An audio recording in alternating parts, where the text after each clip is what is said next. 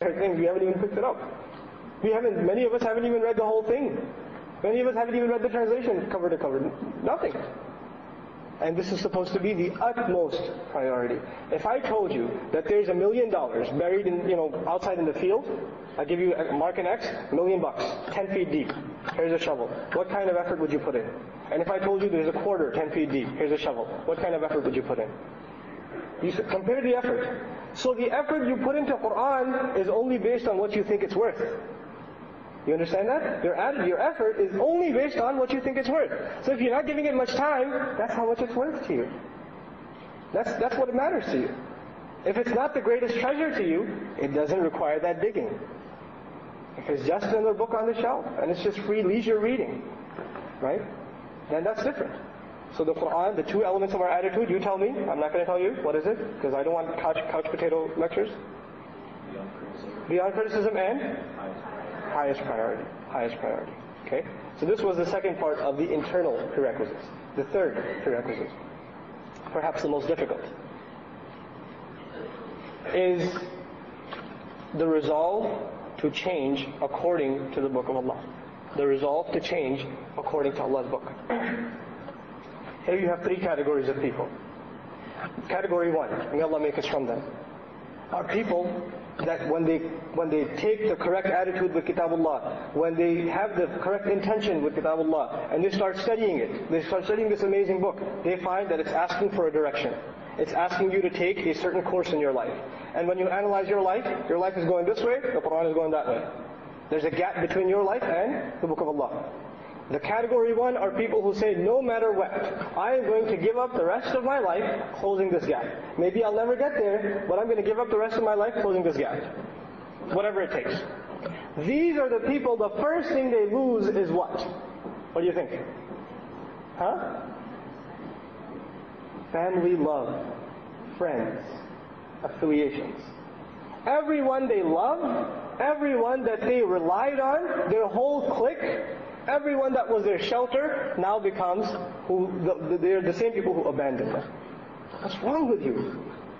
I used to be cool. I used to be proud of you as my son or my daughter. What's going on with you? If you wanted to be a mullah, you should have told me. We would have never brought you to America. Right? You want to be like this? What's the point of all this? Don't you know where we are? Why are you being so extreme? Who will say this to you? Your loved ones. Your loved ones will say this to you. Your best friends from kindergarten, from high school, they'll abandon you. They'll walk away from you. Because you're too weird for them now. Right? And so your entire circle is going to just vanish. It's not going to be the same. And when that happens, would you feel lonely or good about yourself? You're going to feel very lonely. And it is at this is the make and break point. Some people, they can't handle the pressure. So what do? They go back to those who love. But what does Allah want you to do? Go back to the one who you should truly love, which is Allah through Allah's book. This is the testing point that every one of us has to go through. When we turn to Allah's book, then we are tested by those who we love. And second of all, we are tested by finance, by money. You might have to experience a change of career, a change of major, because you are convinced what you're doing might not lead you to the best thing for you. Right? It might convince you of the head. And your heart is convinced of it, you're trying to make excuses in your mind, but your mind just can't come up with enough of them. So it might mean some serious consequences. When that changes, it might change who you were planning to marry, or which neighborhood you were planning to live in, or what you were planning to do with your life. It might shatter your parents' dreams. It might shatter your dreams. It's pretty catastrophic stuff. It is only those who prove the great love of Allah that are able to pass this very difficult test. And once they do, this is the greater jihad, by the way. This is the great jihad. This is the jihad mentioned in Meccan Quran. We think of jihad in Madani Quran, right? Jihad mentioned in Surah Ankabut when? When the pressure from parents was mentioned in the early, Surah Ankabut, right? وَمَنْ جَاهَدَ فَإِنَّمَا يُجَاهِدُ لِنَفْسِهِ. At the end of Surah Ankabut, وَالَّذِينَ جَاهَدُوا فِينَا لَنَهْدِيَنَّهُمْ سُبُلَنَا. I'm not going to translate because I want you to feel bad. Okay? So, these are the people that after they've tasted the sweetness of loneliness, and they turn only to the Book of Allah, and those who have turned to the Book of Allah for counsel, they will experience the miracle of the Quran. The miracle that is not in science or in balagha or anything else. The miracle that is in Qur'an's guidance. The miracle that their hearts will finally reach contentment. The miracle that they will find a way out for them when they couldn't imagine one. وَمَنْ يَتَّقِ اللَّهِ يَجْعَلْ لَهُ مَخْرَجًا وَيَرْزُقْهُ مِنْ حَيْثُ لَا يَحْتَسِبُ. These are the people. They're going to experience the sweetness of guidance. They're going to experience Allah making a way out for them where they couldn't even imagine it. Only because they turned to Allah. And when they look back, they won't be able to explain by any formula how they ended up where they are. How everyone told them, you're not going to make it if you go this route, and they made it. Nobody will be able to explain it to them. This is Allah's favor on these people. May Allah make us from this first category. The second category of people are people, very common, that will say Qur'an is the truth. It's beautiful. What it's saying is true and it's wise and it's correct. But brother, I'm just not strong enough.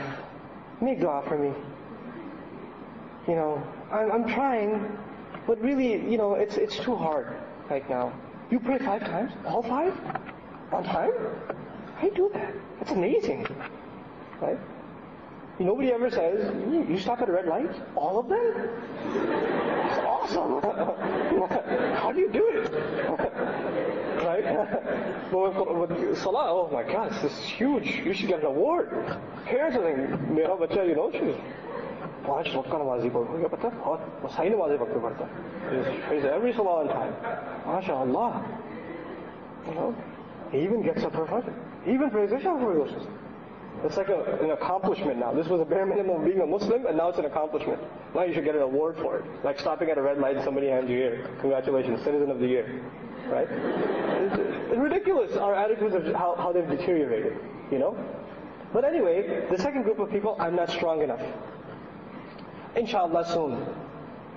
I'm growing internally. And these are the people who are not knowingly actually making a lie against Allah. لا يكلف الله نفسا إلا وسعها. Allah does not burden anyone except they can hold that burden. Right?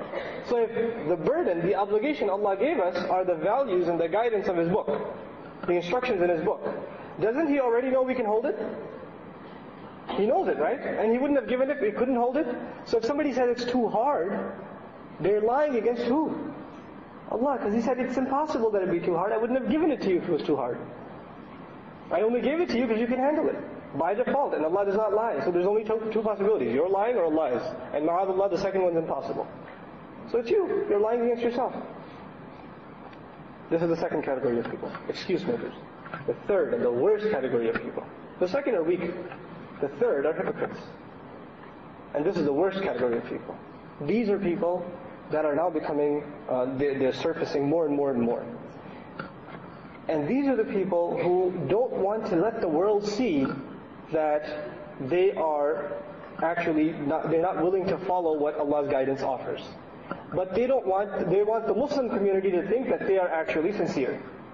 So they want their image to be maintained while they don't want to practice anything.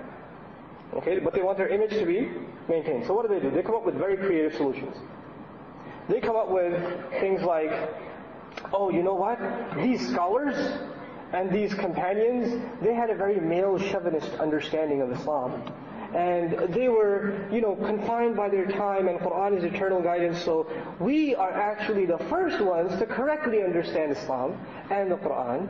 And so all of these other backwards, orthodox, traditional, closed-minded interpretations of the Qur'an are, they're incorrect. And the way they'll do this, of course, when you say this, you sound like the champions of the Qur'an and everybody else is a villain, right? Because you're trying to do the right thing. So on their websites, they are, basically declaring themselves as heroes, right? These people have taken a pioneer step in the progression and bringing Muslims to light, etc. Such garbage. And what's their first step? The first thing they will do, attack the scholars of Islam. So they'll go after Bukhari, rahimahullah. They'll go after Imam al-Qurtubi, Imam Ibn Kathir, rahimahullah. They'll go after them. Their character, not even their writings, their character they'll go after them. And then they don't stop at that. They go next after the character of the Sahaba. But they don't stop there. Then they go after Hadith. And then they go after Qur'an, and they say the Qur'an, some parts of it are not to be interpreted anymore. They are basically dead for that time, and they don't apply anymore. That was all in that context. So their attack starts from scholars, it ends with Qur'an itself.